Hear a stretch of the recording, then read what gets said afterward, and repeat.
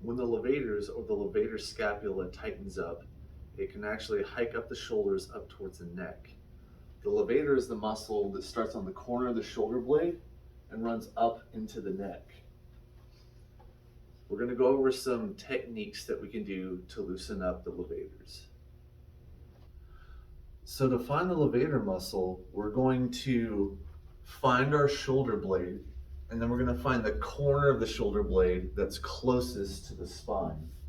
So once I've found the corner of that shoulder blade, it might even be a little bit tender in that spot. That's where we're going to place our rollout method of choice. So we can use a lacrosse ball, you can even use a foam roller on the ground, you can use a tennis ball, whatever you have available to roll out this area.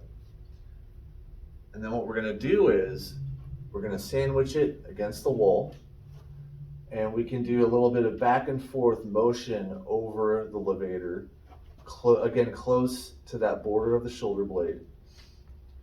Or you can hold it there for anywhere for 60 seconds to 2 minutes to get a full release of the muscle.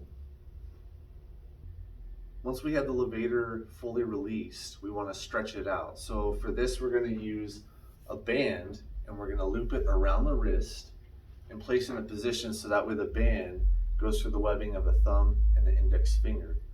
I'm then going to bring my elbow up towards the side of my head, and then I'm going to walk forward until the band pulls my arm into this position. Then from here, I'm going to tilt my head away from the arm up by my head. And this is going to bias the position of the levator muscle, so we're isolating that one instead of hitting that upper trapezius. And we can hold this stretch anywhere from 60 seconds to 2 minutes, depending on how tight the muscle is.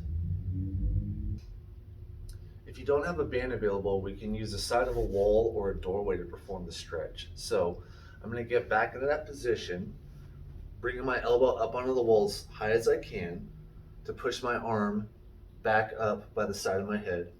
And then while I'm here, I'm going to tilt my head away from my arm. And again, this is going to bias that levator muscle so I can get a better isolated stretch over it.